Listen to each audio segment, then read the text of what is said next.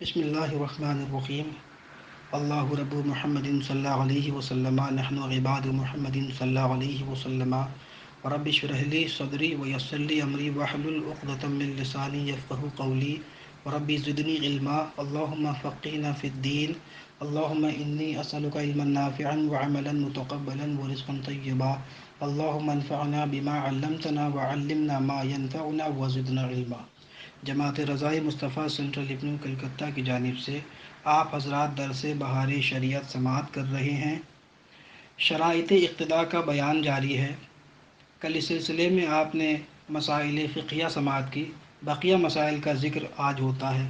مسئلہ: دو کشتیاں باہم بندھی ہوں، ایک پر امام ہے دوسرے پر مقتدی، تو اقتداء صحیح ہے، اور جدا ہوں تو نہیں۔ اور اگر کشتی کنارے پر رکی ہوئی ہے اور امام کشتی پر ہے اور مقتدی خشکی میں، تو اگر درمیان میں راستہ ہو یا بڑی نہر کے برابر فاصلہ ہو تو اقتداء صحیح نہیں، ورنہ ہے۔ یعنی جب امام اترنے پر قادر نہ ہو، اس لیے کہ جو شخص کشتی سے اتر کر خشکی میں نماز پڑھ سکتا ہے اس کی کشتی پر نماز ہوگی ہی نہیں۔ ہاں، اگر کشتی زمین پر بیٹھ گئی تو اس پر بہرحال نماز صحیح ہے کہ اب وہ تخت کے حکم میں ہے۔ مسئلہ: جو مسجد بہت بڑی نہ ہو، اس میں امام اگرچہ محراب میں ہو، مقتدی منتہائی مسجد میں اس کی اقتداء کر سکتا ہے۔ مسئلہ: امام و مقتدی کے درمیان کوئی چیز حائل ہو تو اگر امام کے انتقالات مشتبہ نہ ہوں، مثلا اس کی یا مکبر کی آواز سنتا ہو یا اس کے مقتدیوں کے انتقالات دیکھتا ہے تو حرج نہیں، اگرچہ اس کے لیے امام تک پہنچنے کا راستہ نہ ہو۔ مثلا دروازہ میں جالیاں ہیں کہ امام کو دیکھ رہا ہے مگر کھلا نہیں کہ جانا چاہے تو جا سکے۔ مسئلہ: امام و مقتدی کے درمیان ممبر حائل ہونا مانع اقتداء نہیں، جبکہ امام کا حال مشتبہ نہ ہو۔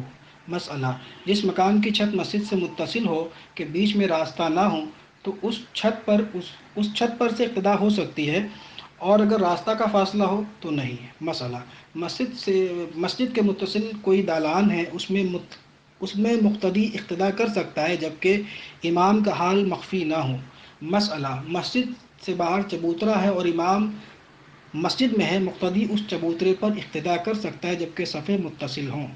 مسئلہ: وقت نماز میں تو یہی معلوم تھا کہ امام کی نماز صحیح ہے، بعد کو معلوم ہوا کہ صحیح نہیں تھی۔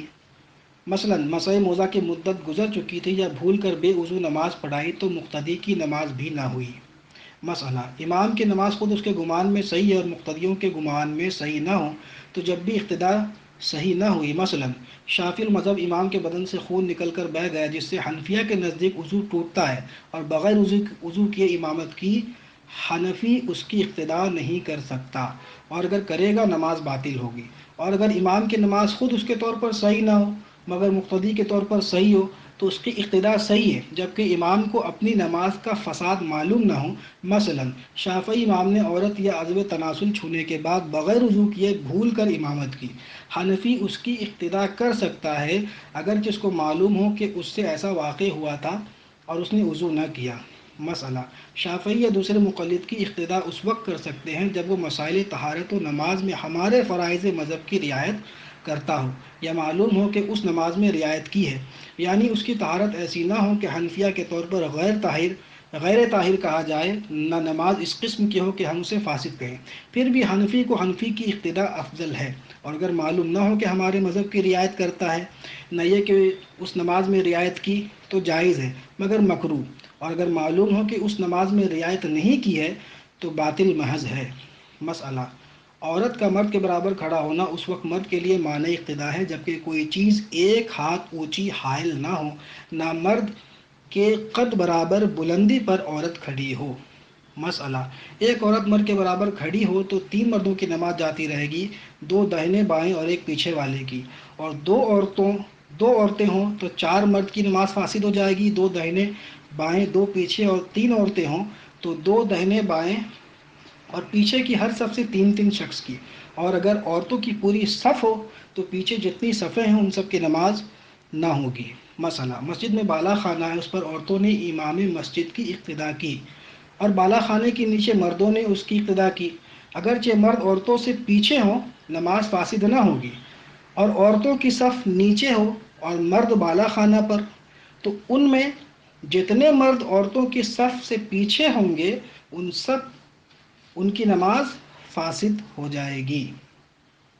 مسئلہ: ایک ہی صف میں ایک طرف مرد کھڑے ہوئے دوسری طرف عورتیں، تو صرف ایک مرد کی نماز نہیں ہوگی جو درمیان میں ہے، باقیوں کی نماز ہو جائے گی۔